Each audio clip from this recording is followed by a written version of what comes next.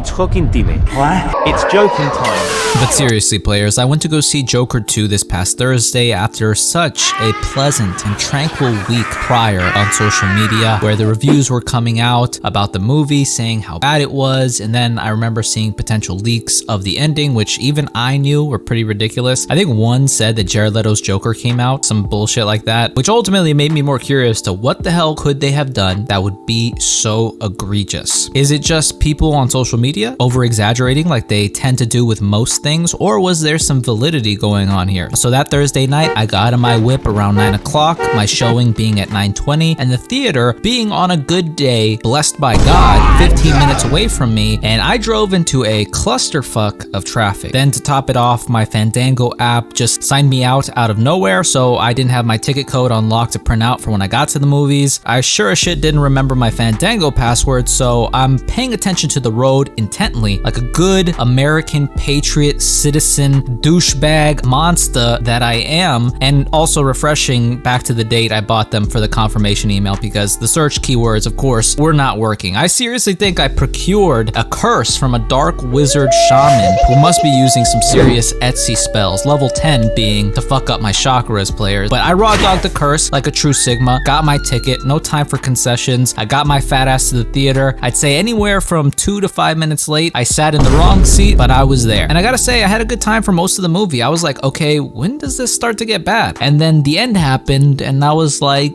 oh.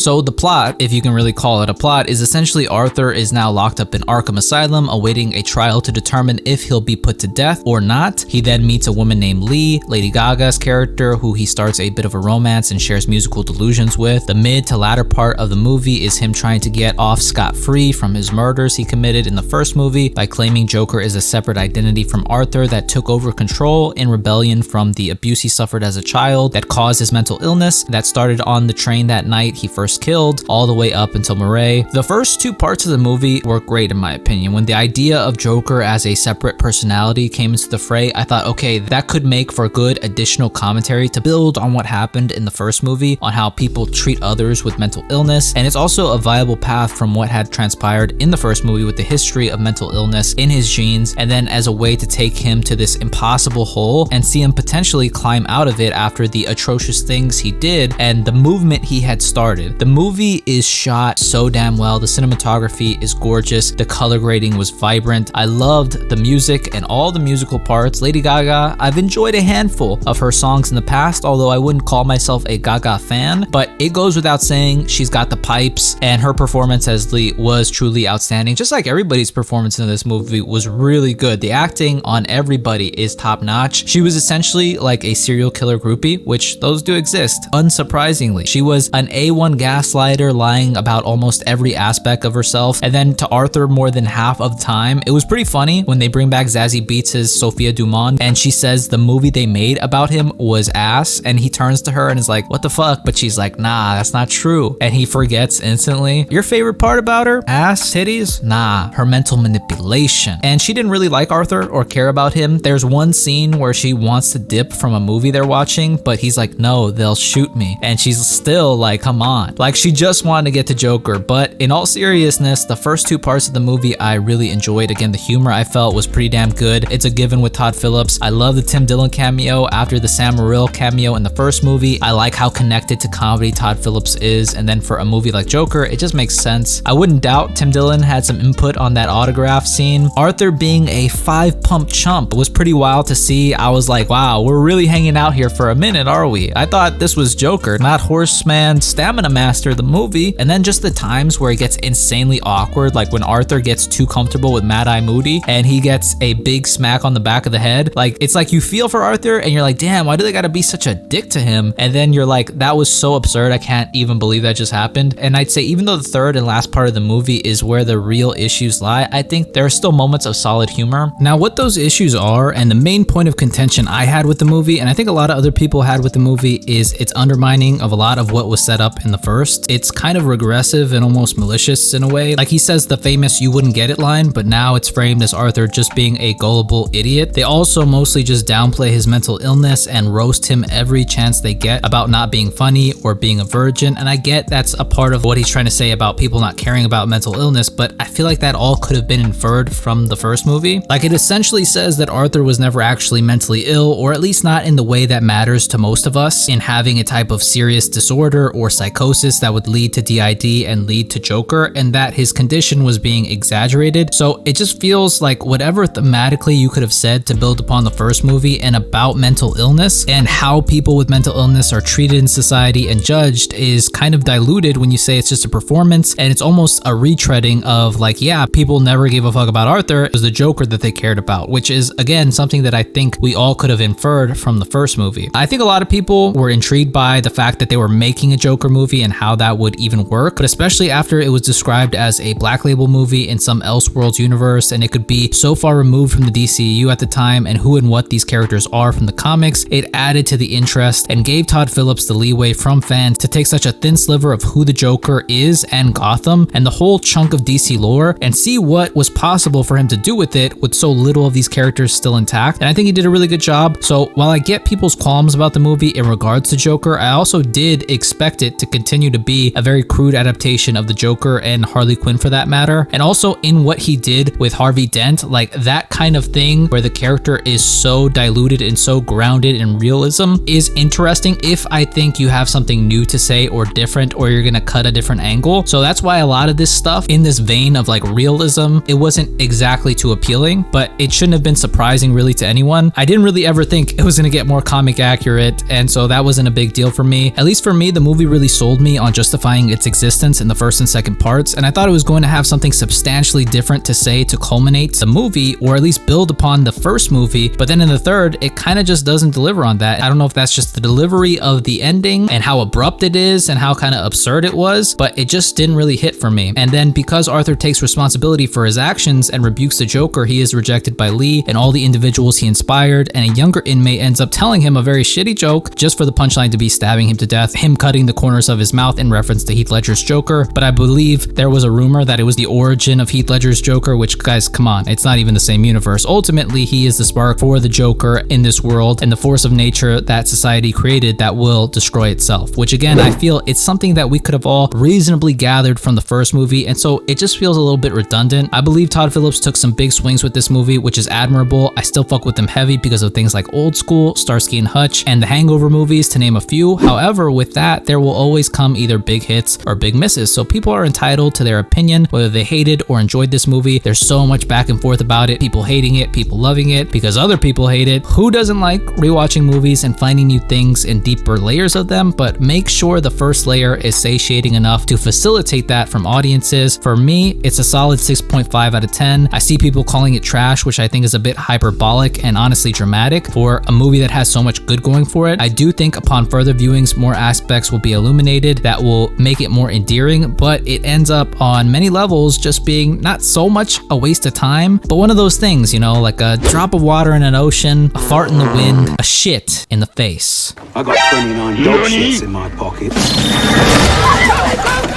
Bad joke?